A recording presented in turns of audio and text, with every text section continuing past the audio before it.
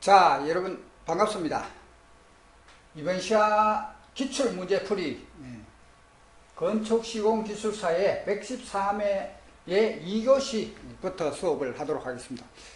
자, 전번에 1교시는 용어에 관련된 거고 2교시부터는 이제 서술형 혹은 논술형이라고도 합니다.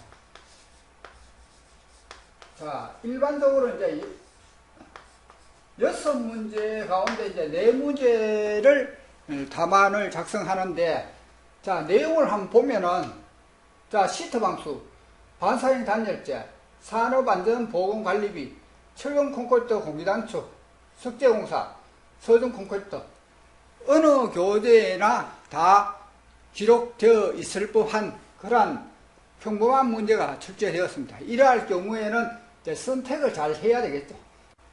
자, 1번 문제부터 한번 살펴보도록 하겠습니다. 시트 방수의 부착공법. 그러니까 시트 방수의 첫째는 이제 부착공법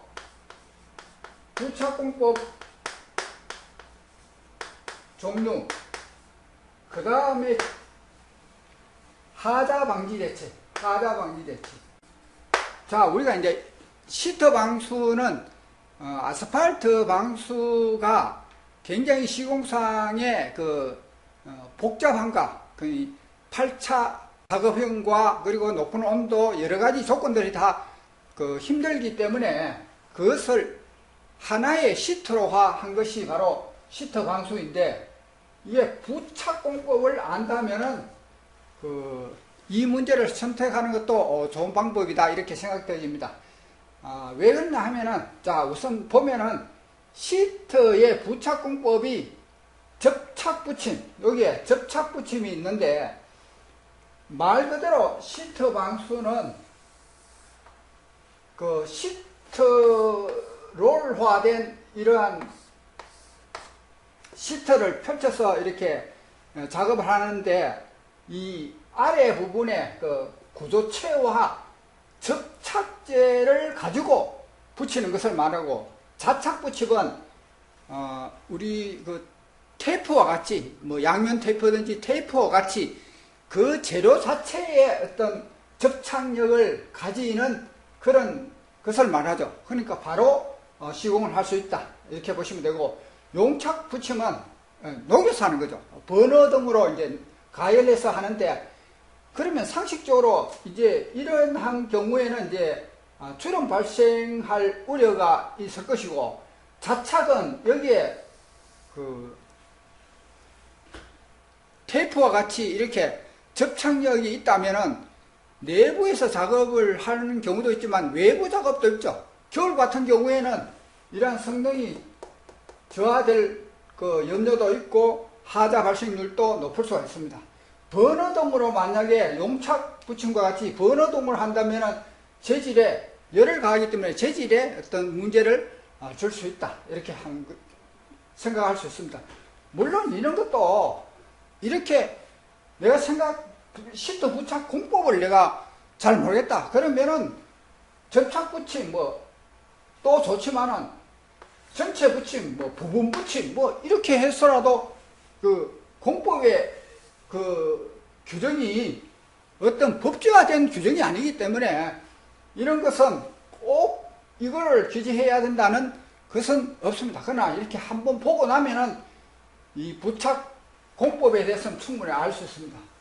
그러나 이제 하자 방지 대책에 대해서는 우리가 일반적으로 이제 공부를 할 때에 교재를 가지고 그냥 이런 시트 방수에 대한 기록되어 있는 것을 열심히 암기하는 것도 중요하겠지만은 그거로서는 한계가 있다는 거죠. 그래서 제가 하는 것은 항상 이 숨은 그림 찾아라 그렇게 말씀드리고 싶은 것은 바로 여기에 이제 예를 들어 시트 방수의 하자 방지 대책 하면은 일단 첫째 하면은 이 구조체가 있죠. 이 구조체에 대해서, 자, 첫째의 구조체에 대해서 구조체가 균열이 있다든지 평활하지 못하다든지 이러한 경우에는 바로 그 균열 같은 경우에는 V카트 해서 메꾸기도 하고, 평활하지 못하면 당연히 평활하도록 해야 되겠죠. 그리고 이 방수라는 것은 물이 흘러가게 하는 목적이 가장 크기 때문에 물이 교회에 있으면은 하자가 발생하기 쉽죠. 그렇기 때문에 이 경사 구조체에서 경사를 적정히 줘서 물이 잘 흘러갈 수 있도록 하는 것이 중요하다, 이렇게 보면 되겠죠. 자, 두 번째 보면은 요 위에 있는 것이 뭡니까? 프라이머다, 프라이머. 자, 프라이머의 중요한 것은 접착력이죠. 접착력이 좋아야 돼요. 자, 여기에 이제 이 구조체와 이 시트와의 어떤 접착력이 좋지 않으면은 하자 발생이 여기서 대부분 많이 나죠.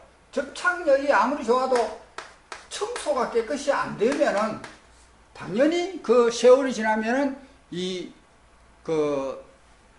재질 자체가 다르기 때문에 언젠가는 부풀어 오르거나 이렇게 분리되는 그런 현상이 생긴다, 이렇게 보면 되겠죠. 자, 세 번째를 보면은 예를 들어서 파라펫이 있다, 이렇게 하면은 이 파라펫이 있다면 모서리 부분에 이거는 면적기를 해야 되겠죠. 그리고 이 시트에 대해서 그 다음에 이제 요 시트 4번의 시트에 대해서 시트는 이제 평활하게 시공을 해야 되겠죠. 자, 이렇게 어떤 하나의 시트 자체가 바닥 전체를 덮을 수 있는 그런 생산을 할 수 없겠죠. 이렇게 적정한 크기의 시트를 롤로 해서 생산하기 때문에 이 접합부의 시공이 굉장히 중요하다, 이렇게 생각되어지죠. 그리고 시트가 이렇게 감아 올랐을 경우에 여기에서 틈 사이에 비가 셀 수 있겠죠. 그래서 이런 틈 사이에 새지 않도록 하려면 어떻게 해야 됩니까? 요것을 바로 실링 작업이죠. 실링 작업을 해야 됩니다. 그러니까 실리콘으로 이렇게 틈 사이에 물이 들어오지 않도록 해야 되겠죠. 그다음에 두껍도를 하면은 물에 대한 피해를 훨씬 줄일 수 있겠죠. 그리고 이 연결부에 대한 것은 이 연결부 시공은 굉장히 중요하다, 이렇게 볼 수 있겠죠. 그리고 또 이런 뭡니까, 배수구, 이러한 배수구나 슬리버 같은 경우에 이질적이기 때문에 세월이 가면 이 부분이 셀 수가 있겠죠. 그러면 이 부분이 셀 수 있지 않도록 하기 위해서 이제 배관이라든지, 그리고 전기라든지 통신배관, 이런 배관 같은 곳에서도 잘 틈 사이에 물이 셀 수가 있다. 그러면은 7번, 8번, 9번 뭐 이렇게 하면은 이 그림을 가지고 세 번째는 이제 모서리 접기, 네 번째는 이제 시트 시공에 대해서, 다섯 번째는 실링 작업, 뭐 이렇게 쭉 그림을 보고 찾아서 듣는 겁니다. 그래서 시공기술사 공부를 함에 있어서 이러한 문제가 주어지면은, 자, 제가 시트 방수 이것을 선택해도 무방하다고 하는 이유 중에 하나가, 첫째, 이제 개요는 당연히 적을 수 있겠죠. 두 번째는 이러한 그림을, 요 그림을 그리든지 어떻게 하든지 그 개념도를 그릴 수 있겠죠. 세 번째는 요 문제에 주어진 대로 부착공법을 하면 될 것이고, 네 번째는 하자방지 대책.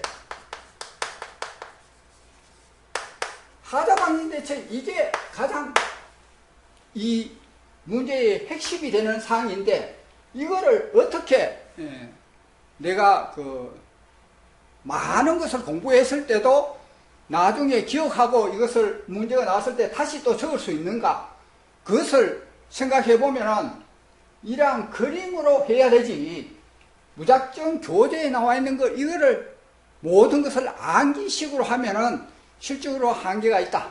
특별히 이 두 문자 앞에 첫자 구, 퍼, 모, 시 이렇게 암기하라 하면은 가르친 사람 쉽겠죠. 가르친 사람은 자 첫자 따서 암기하시고 하면 끝이지만은, 이 방법은 수백 문제가 되는 시공 기술사에 이러한 방법을 사용한다는 것은 암기력이 굉장히 좋거나 거의 뭐 반에서 1등 혹은 뭐 전교에서 몇 등 안에 드는 이런 암기력이 좋은 사람들은 이 방법이 가장 좋겠죠. 그러나 평범한 사람은 이 방법을 200개의 그 두 문자 첫자를 암기한다, 이거는 정말로 엄청난 노력을 하고도 시험장에 가면 기억이 안 납니다. 그림으로 해야만 가장 그 다음에 기술하기도 쉽고 빨리 할 수 있다, 이렇게 보시면 됩니다. 그 다음에 추가적으로 할 수 있다는 것이 무엇입니까? 이 방수라고 하면은 가장 중요한 것이, 어떤 건축물에 물이 새어 들어온다 하면은 문제점 중에서도 가장 큰 문제점이고 하자 중에서도 가장 큰 하자가 되겠죠. 그런 것을 생각해 볼 때는 이 시험, 다시 해서 일반적으로 이제 품질 관리를 하죠. 품질 관리를 잘 해야 되는데, 품질 관리를 잘 하기 위해서는 이제 테스트를 해야 됩니다. 테스트를 할 때 가장 중요한 거는 이제 일반적으로 이제 테스트 할 때는 뭐 첫째는 육안으로 뭐 이렇게 발견할 수 있는 부풀음이나 뭐 여러 가지 그런 것을 볼 수는 있겠지만은, 실질적으로 담수 테스트, 물을 담아서 이 물을 채워서 과연 이 새는지 물이 흘러나오는지 그것을 반드시 해야 된다. 그래서 이러한 그 품질 관리에 대한 사항도 추가적으로 기술을 할 수 있기 때문에 이러한 문제는 괜찮다. 그리고 또 요 사이는 이제 일반적으로 이제 여기에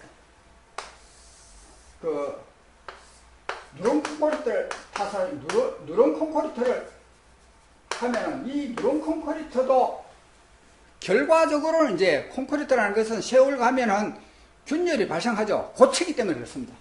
근데 여기에 시트 프라이머 다음에 저희 현장에 하는 것이 이제 어떤 특정 제품을 얘기하는 것은 좋지 않기 때문에, 여기에 프라이머 위에 칠하는 이 제품이 세월이 가도 끈적끈적한 액상화 그대로 유지한다면은, 이 어떤 부분에 그 하자가 발생해서 물이 샌다 할지라도 고체는 결과적으로 균열이라는 것에 의해서 틈 사이로 빠져나와서 어느 부위로 흘러가도 하자가 발생할 수 있지만은, 끈적한 액상 상태를 그대로 유지한다면은 절대로 하자 발생률이 훨씬 더 대체할 수 있다. 하자 발생률을 훨씬 줄일 수 있다. 이렇게 생각되어집니다. 그러한 내용들을 현장에 보면은 요사이는 제품들을 좀 자랑하기 위해서 이렇게 신제품을 얘기할 그러한 부분을 메모를 한 줄 이렇게 해두었을 경우에 이렇게 답안 작성하는 데는 굉장히 유리하고, 또 다른 것과 다른 사람들과 약간의 차별화하는 것도 굉장히 중요하다. 제가 결론적으로 말씀드리면은, 이러한 문제에 있어서 답안 작성은 이런 그림의 숨은 그림 찾기를 하되, 만약에 구조체 이렇게 해서 메모는 이렇게 할지라도 그 요약은 이렇게 할 수 있을지라도 구조체 하면은 이런 것을 예를 들어서 프라임이다 하면은 요약을 할 때는 이렇게 할 수 있어도 시험 답안 작성할 때는 요 내용을 아래로 오죠. 자, 프라임은 접착력이 좋아야 된다. 그리고 두 번째 청소를 철저히 해야 된다. 이렇게 하면은 이러한 하나의 아이템이 보충 설명으로 인해서 두 줄, 세 줄 된다. 이렇게 보면 됩니다. 그래서 이 구분까지 있죠. 예를 들어서 이 누런 콘크리트까지 기술한다면 10분까지 되죠. 그러면 이게 세 줄로 한다 해도 30줄이 되겠죠. 30줄이면 한 페이지가 얼마입니까? 이 줄이 22줄인데 30줄을 만들 수 있다면 한 페이지 훨씬 넘어가게 우리가 기술할 수 있다는 거죠. 그래서 이 답안 작성에 있어서 내가 그 답안을 못 채운다 이렇게 얘기하는 사람들은 이러한 그림 찾기 방법이 가장 권유하고 싶은 방법 중에 하나다 이렇게 생각되어집니다. 특별히 두 문자로 외우는 그런 경우는 저는 그건 용서돼서 안 된다고 생각합니다. 두 문자를 수백 문제를 어떻게 외웁니까? 예, 그런 방법으로는 물론 뭐 열심히 하면은 가능하겠지만은 그러나 어려운 방법을 택해서 할 필요는 없다 이렇게 생각되어집니다. 자, 이러한 뭐 교재에 나오는 이러한 내용들을 암기하는 것보다는 이렇게 그림식으로 찾는 것이 가장 좋다 이렇게 생각되어집니다. 그러면은 이제 이렇게 인터넷상에 시공해 있는 이런 그림들을 보면은 이 정도 사항을 알면은 다 이해되는 그러한 내용이다 이렇게 보면 되겠습니다. 문제풀이를 마치도록 하겠습니다. 수고했습니다.